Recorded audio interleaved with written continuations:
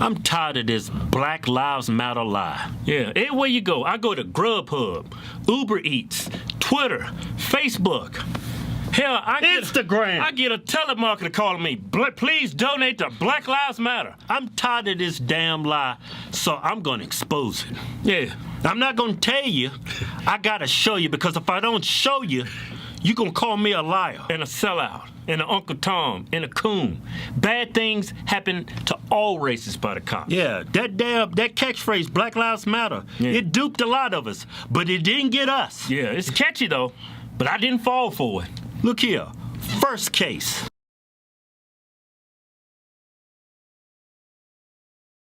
Newly released body camera footage of this police shooting shows Daniel Shaver's last moments. Police were responding to reports of a man pointing a rifle out of a hotel room window. Hands up in the air! You do that again, we're shooting you. Do you understand? Please do not shoot me. Begging for his life. Then listen to my instructions. I'm trying to do what you... Don't talk! Listen! Hands straight up in the air. Do not put your hands down for any reason. You think you're going to fall, you better fall on your face. Your hands go back in the small of your back or down. We are going to shoot you. Do you understand me? Yes, sir. An officer then orders Shaver to crawl toward him. Shaver complies, but then moves his right hand behind him despite the warning. Officer Philip Mitchell Brailsford fires 5 rounds, killing Shaver. Brailsford was charged with second-degree murder over this January 2016 shooting. In an interview with police, he said he thought Shaver was going for a gun, saying, quote, "He could have easily and quickly drawn a weapon down on us and fired without aiming, and he could have hit us or the citizen that we had just detained." No gun was found on Shaver. Brailsford was acquitted last week. This kid is drunk. Yeah. He's begging for his life. Yeah.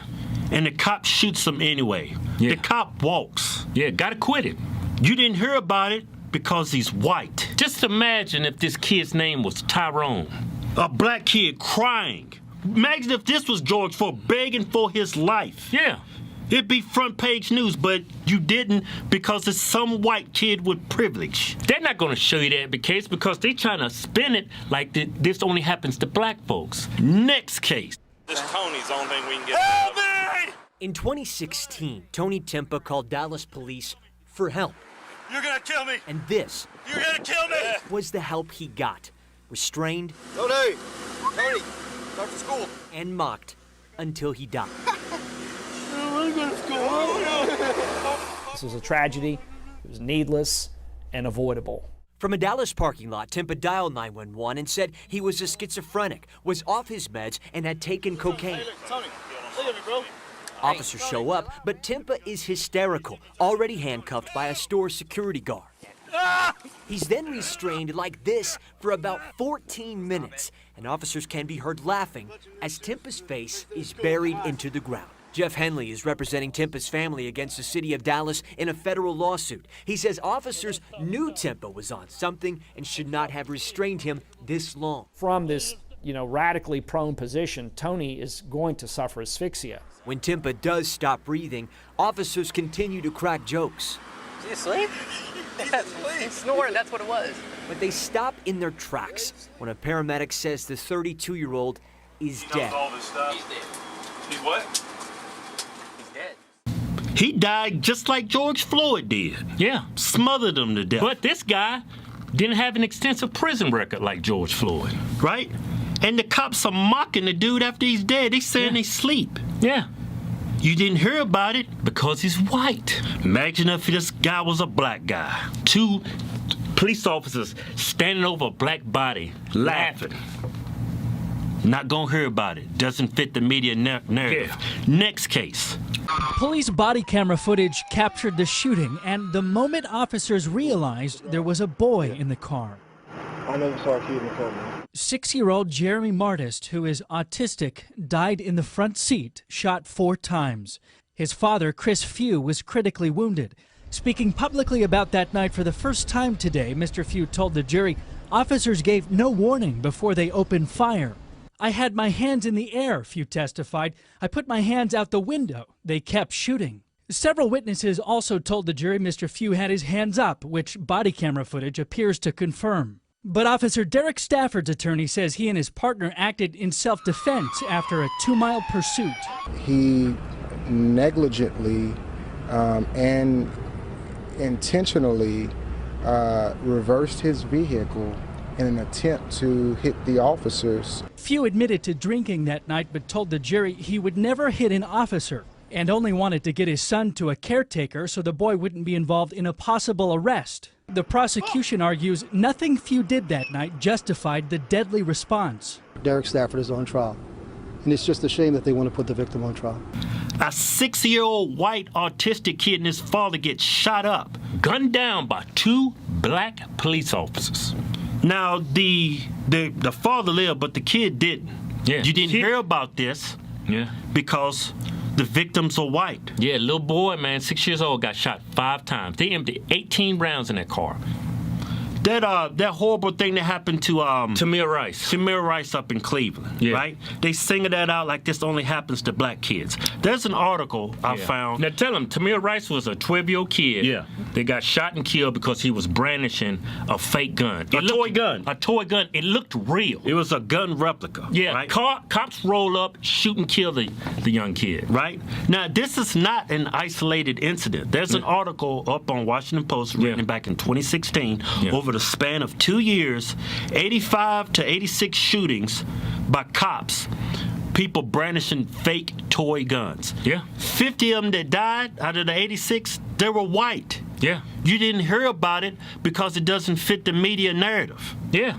That whole Black Lives Matter, it's a lie. That's what pisses people off in that organization, on the news. That's why they mock people when they say all lives matter. No, all lives matter doesn't. It's not that. It's just about black lives. Because if you say all lives matter, it kills that narrative. That narrative falls apart. Everybody knows that there's black men is not being gunned down by systemically racist police force. They act like this damn United States is like a scene out of that damn movie, The Purge. Yeah. And they keep saying, look at the prisons. All these black people incarcerated. Why? Because of the color of their skin, or because they was robbing people, killing people, committing crimes? If they're in jail because they're black, it's 2020. It's pretty easy to get them out. You gotta have evidence to be in jail. Derek Chauvin's case, they're painting this like he's a white supremacist. Right. That he killed George Floyd because he was black. But why is that the default? Simply due to the fact that Chauvin was a white guy and George Floyd was black? I could see if there's evidence that this dude was in the KKK or he had racist emails. There's a history of racism. Nazi tattoos or something. It's got to be something. Your default cannot be racist. Just because he's white and the victim's black. Yeah. That's being racist. Look, the 4 cops involved with George Floyd's death, and that was a murder. Yeah. They all 4 of them need to be held responsible for that. Right. I'm not saying that. But out of the 4 police, it wasn't 4 white police officers. No. 2 of them was white. Yeah. 1 was Asian. Yep. And the other one was black. Yeah. So how is this prove that there's systemic racism in the police force? Why does this dude Chauvin, why do we look at him and say this is all cops? When we look at black folks, we don't say they're all criminals. When we look at white folks, we don't say they're all racist. Yeah. When we look at Muslims, we don't say they're all terrorists. Why do we get to call all cops bad because of one bad cop? Because that's what the media wants. They're going to push this narrative, and look how it's divided the country. Yeah. They have split this country in half. Yeah. These riots, people actually think cops out there hunt down black people for the simple fact that they're black, and there's no evidence of that. None. No statistics, no facts. They just tell you that black men are getting gunned down.